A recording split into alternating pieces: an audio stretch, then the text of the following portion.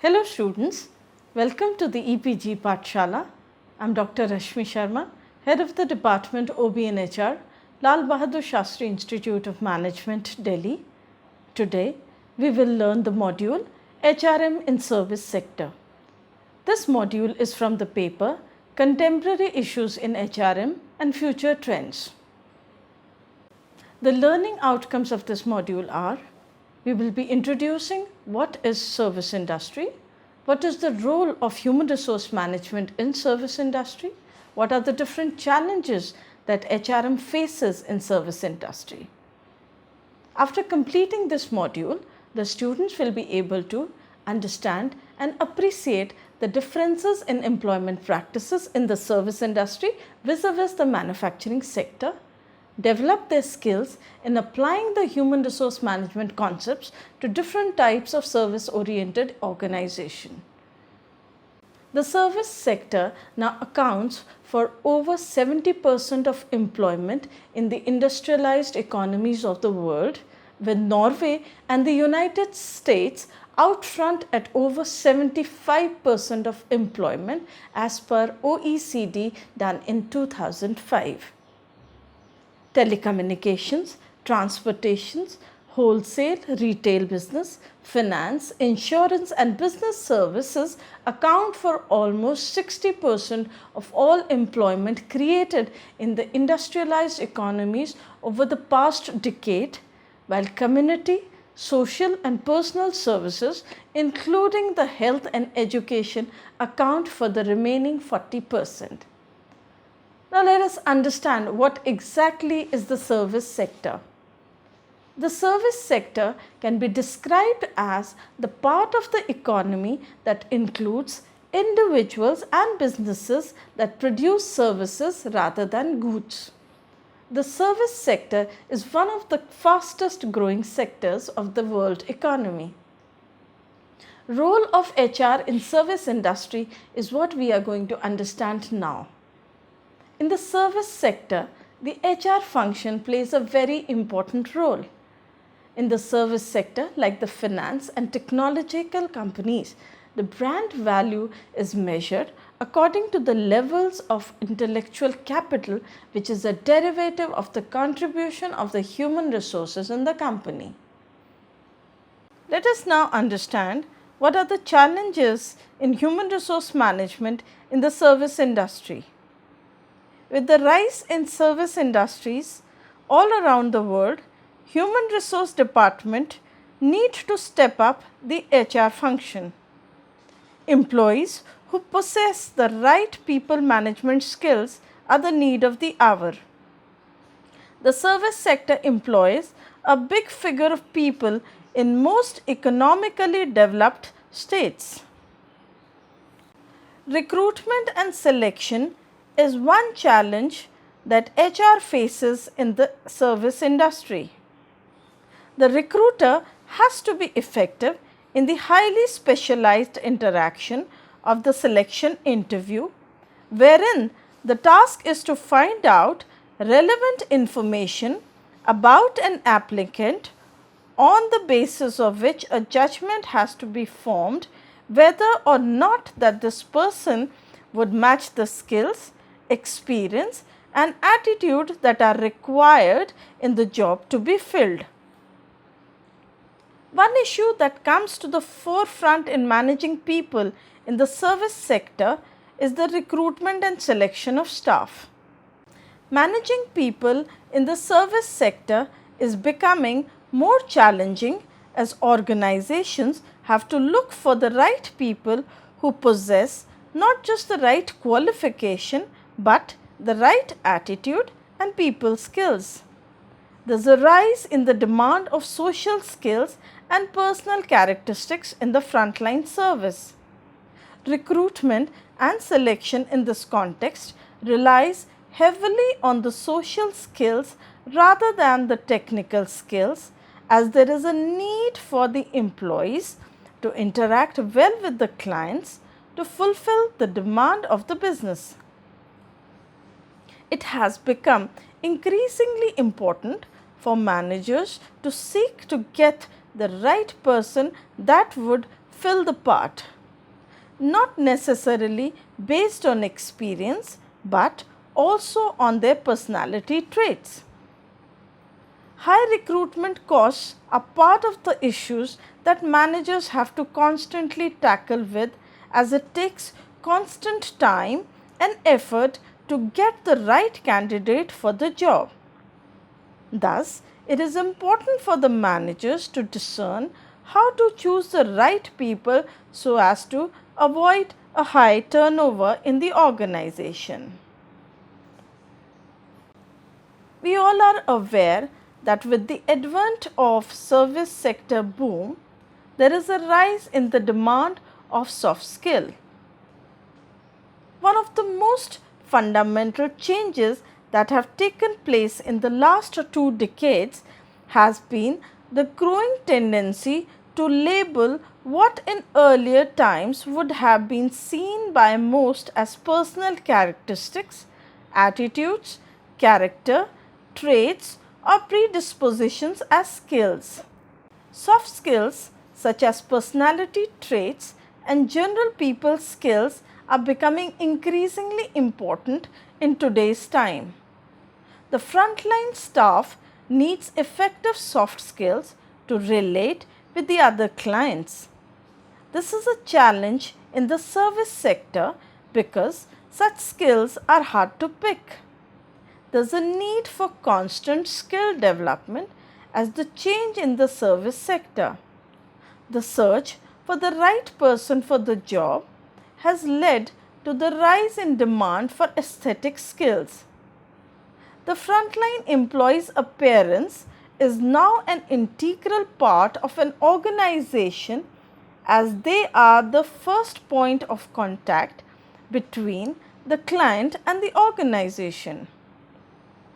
Such service industries tend to rely more on the aesthetic or the presentable skills today than in the past year. John Philpott, a chief economist with CIPD, that is Chartered Institute of Personnel and Development, puts it this way, quotes, "In such a job market, the way people look, dress, behave and present themselves joins the long list of soft skills employers require in today's time." Quotes closed. Some economists have coined the phrase aesthetic labor to describe words for workers who are hired primarily for their image and advocate style training to ensure the job seekers can match the expectations of employees and customers. This has been quoted from the article which appeared in Personnel Today in the year 2002.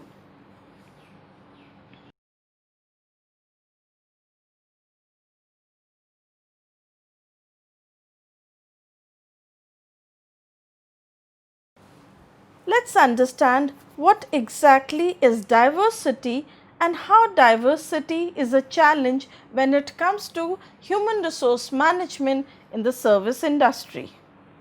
Recruiting and selecting people for frontline service work, the need is to speak right, which is essential for some employers. This has created the concept of the style labor market. Nixon et al. In 2004 had proposed the word the style labor market. However, the interconnectedness of the world through globalization and free movement of people across border means that people from different nationalities might apply for a specific job, and handling them would become another challenge. Strong emotional quotient. Being part of the service industry can be emotionally very exhausting. Managing emotional labor in the frontline service is crucial for the success of an organization. Employees who cannot put their feelings under check put the organization at risk. Though emotional labor is crucial in the frontline service. It can cause problems if not handled properly. Hochschild describes three forms of jobs that involve emotional labor. They are those that require face-to-face or voice-to-voice contact with the public, that requires the worker to produce an emotional state in another person, and the jobs that allow the employees to exercise a degree of control over their emotional activities. This can lead to emotional exhaustion and create stress. This is as per Hochschild in their study done in the year 1983. Another researcher, Grande, in 2000 said that the emotional labor is a form of emotional regulation wherein workers are expected to display certain emotions as part of their jobs and to promote organizational goals.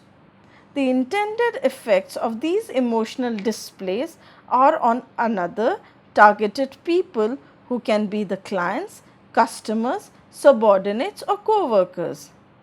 Having a form of control over one's emotions is considered to be skilled work. Nikki James, a researcher, in a stimulating essay dedicated to emotional labor, defines it as the work involved in dealing with other people's feelings, a core component of which is the regulation of emotions. A critical issue in service organization may be to retain the service employees in general and specifically those employees who are talented in working with customers and delivering excellent service quality. In examining the training and development in the service sector, a concern worth mentioning is the role clarity. An employee might not perform a specific task well because of uncertainty. Slater, a researcher, has explained this, stating that when an employee receives and understands clearly the information that is required to do the job, there will be a positive effect on employees' perceived service quality. No two service interactions are the same, and this gives rise to uncertainty in the service delivery process. If an employee is sure of what to do, that they will be confident in delivering effective service. On the other hand, uncertainty gives rise to poor service delivery. It's an employer's duty to state the correct job specification and give the employee a vision of the goals that are set and where they expect to be in future. The frontline employees in service organizations are required to interact with customers and are expected to deal with a number of requests. Managers are equally responsible for empowering and training the frontline employees to provide a service that reflects the company. The question posed to managers are, can the skills that are required for frontline service be developed, trained or learnt?